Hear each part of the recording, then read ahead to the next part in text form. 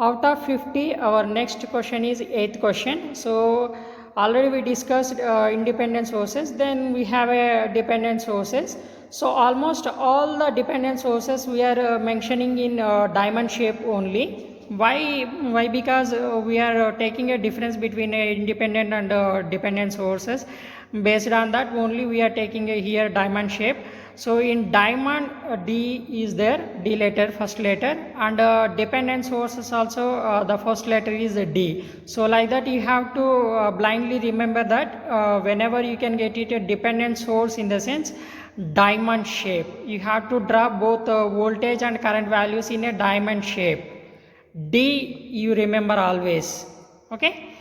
So dependent voltage sources given here, one is a voltage source, that one plus and minus mentioned up and down, and here reverse of first one, okay.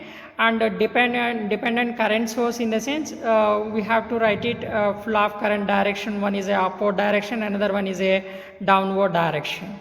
If you feel this information is worthy and useful for you in the sense, subscribe my channel and then refer to your friends also. Your friends studying some other colleges, you have to refer this channel for your friends also. They will also use this opportunity. Thank you students, and all the best for your external exam.